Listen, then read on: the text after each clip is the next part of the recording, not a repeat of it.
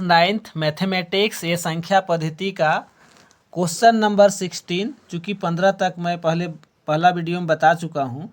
आज मैं 16 नंबर से क्वेश्चन आप लोगों को बता रहा हूँ, है ना। 16 नंबर क्वेश्चन, निम्न में कौन सी संख्या ए और बी के बीच स्थित है। मतलब ये परिमेय संख्या, दो परिमेय संख्याओं के बीच में कितने परिमेय संख्या है इसको निकालने का इसमें फार्मूला पूछा जा रहा है। ठीक है, ए और बी के बीच स्थित परिमेय संख्या का फार्मूला क्या होता है, तो दोनों को जोड़ लिया जाता है। जैसे यहाँ ए और बी है तो ए जोड़ बी बटा 2, माने कि पहला परिमेय संख्या प्लस दूसरा परिमेय संख्या को 2 से भाग करते हैं तो दोनों के बीच में जो स्थित परिमेय संख्या वो निकलता है, इसलिए सही ऑप्शन बी हो जाएगा इसका। अगला नंबर क्वेश्चन देखना है, निम्न में कौन परिमेय संख्या 1 और 2 के बीच में स्थित है। तो अभी हम लोग देखें कि दोनों को जोड़ के कितना से भाग दिया जाता है, तो 2 से भाग दिया जाता है। 1 और 2 को जोड़ देंगे, 1 प्लस 2 और इसको 2 से भाग करेंगे, यानी 1 और 2 को जोड़ेंगे तो कितना आएगा, 3 आएगा, 3 बटा 2, इसलिए ऑप्शन बी सही हो जाएगा।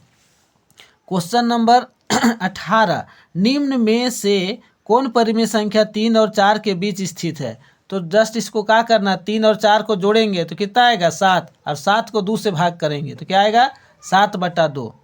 फिर इसी प्रकार से 19 नंबर देखिए, 2 तथा 3 के बीच निम्न में कौन सी परिमेय संख्या है। तो 2 3 जुट जाएगा तो कितना आएगा, 5, और 5 बटा कितना होना चाहिए, 2 होना चाहिए, तो 5 बटा 2।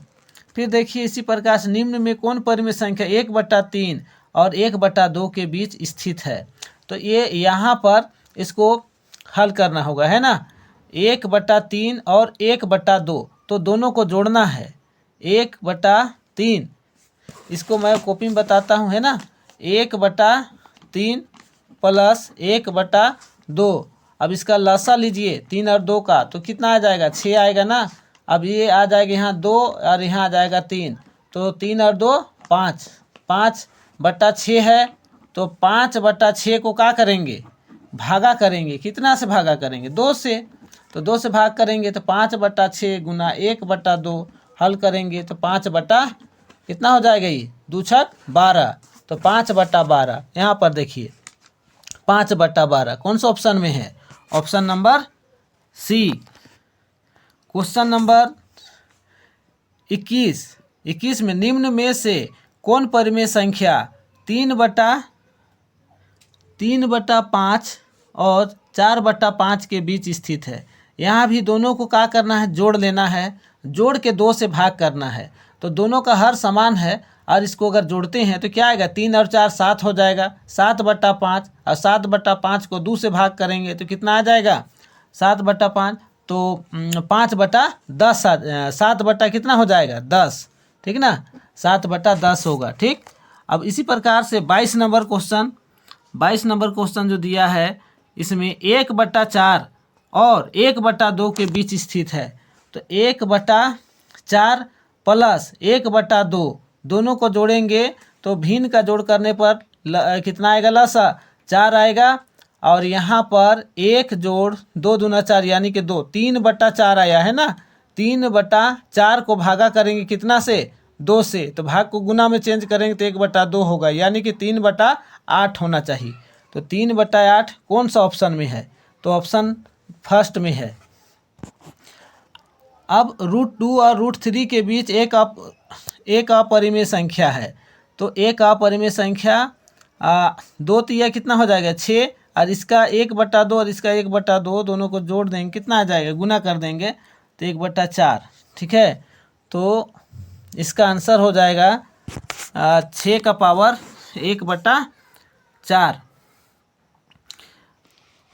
अब अगला क्वेश्चन है, पाई क्या है। तो पाई एक अपरिमेय संख्या है। ठीक है, पाई का मान हम लोग 22/7 यूज करते हैं, लेकिन उसका निकट मान लिया जाता है, लगभग उसका जो नियरेस्ट मान है उसको लेते हैं। पाई एक्चुअल में अपरिमेय संख्या है। शून्य क्या है, तो शून्य एक परिमेय संख्या है। क्यों परिमेय संख्या है, कि शून्य को हम लोग p/q के रूप में लिख सकते हैं।